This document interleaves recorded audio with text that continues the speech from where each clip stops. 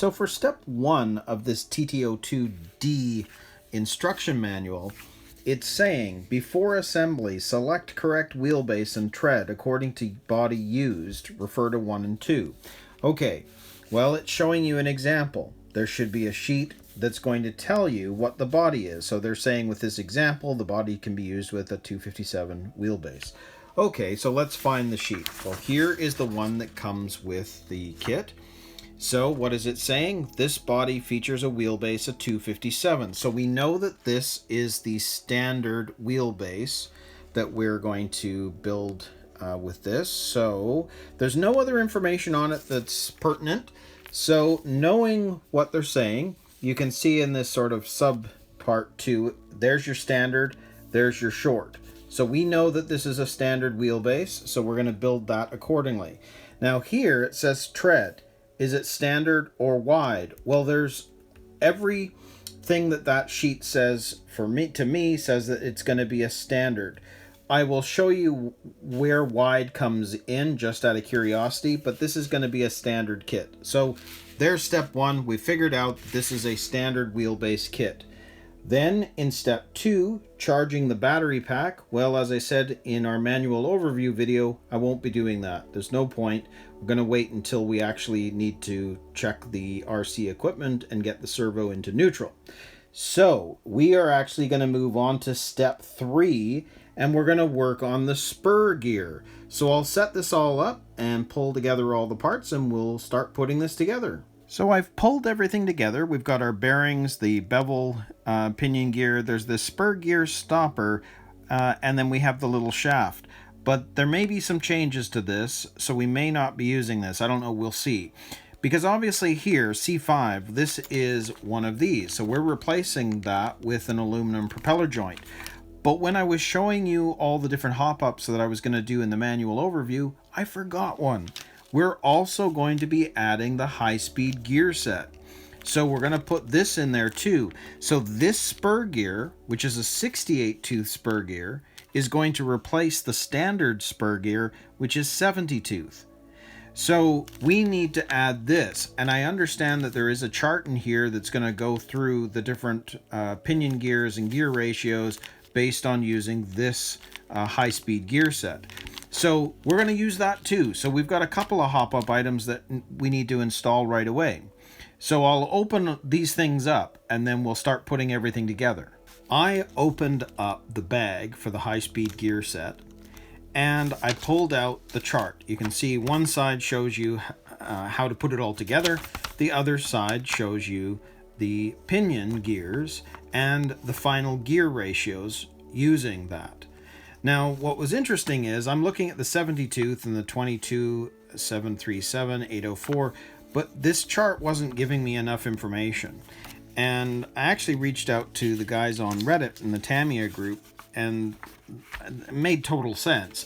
There obviously is going to be a chart in the TT02 manual, which it is here. So there is a difference between these gear ratios with the 68 tooth and these gear ratios with the 70 tooth. So let's look at the standard setup. So I'm going to use the 22 tooth pinion and the Sport Tune motor. So with the 70 tooth pinion or spur gear that came with the kit, the 22 tooth is going to give you a final gear ratio of 827 to 1. Now the lower the number, the faster your car will go.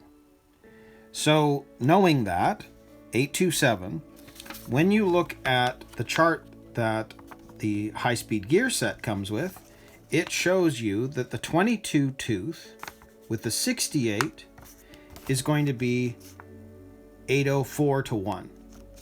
We'll notice the difference.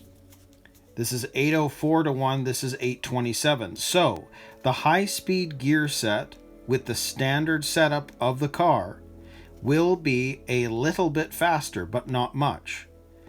But the difference is by using the high-speed gear set, look at all the different settings you've got and the different pinion teeth that you can use. Because if you look at this one, you can use a 25 tooth pinion, but on the high-speed gear set, you can go right up to 27. So there are differences. So For me, using the stock setup, the difference between 804 and 827 isn't a whole lot, but the car will go faster using this high-speed gear set.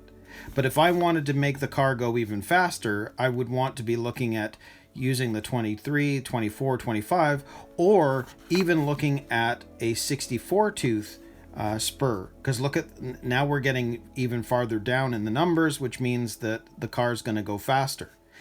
Now, I'm going to use this with the stock setup for now. So even by doing that, we're going to have the car go just a touch faster than what the stock setup would be. So having sort of gone through that, hopefully that explains a bit, we'll start putting this all together. So again, for step 3, it's more or less going to get replaced by the high-speed gear set and of course our other hop-ups, which are our aluminum propeller joints. So first off, let's look at this instruction manual and build this out. So you can see that this plate needs to fit onto the inside, right, just like that. And you can see that there are 4 screws, and it's showing you putting in the 4 screws into the 4 holes on that side, so you can attach it here.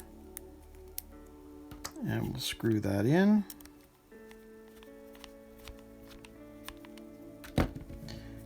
And go with the other one. It's going to go there.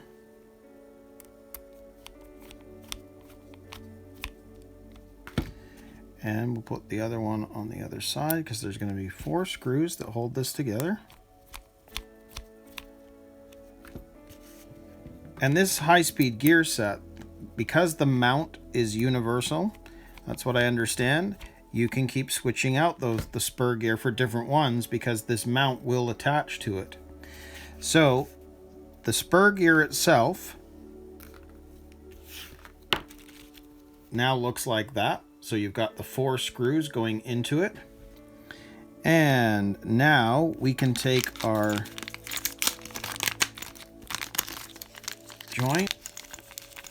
So if we grab one of these, you can see how this is set up. They're telling you to put a ball bearing onto the propeller shaft, and they're in fact saying that with the high-speed gear set, they're really suggesting that you use the ball bearings.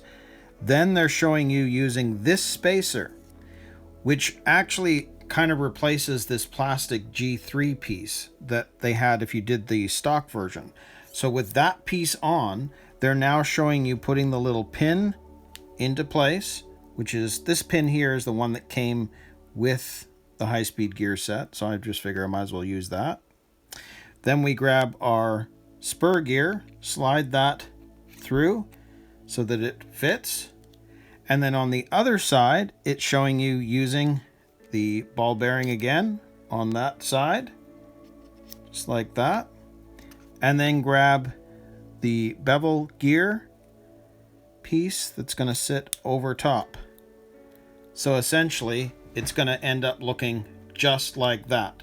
So that's what the setup would be if we were using the high-speed gear set and the optional propeller shafts. Now what's interesting that is, if we look at this instruction, we've just built this whole thing. Well, if you look at step 3, we're finished. We've done it because we've replaced this whole thing with the aluminum propeller joints and the high-speed gear set. So all of that has now become that.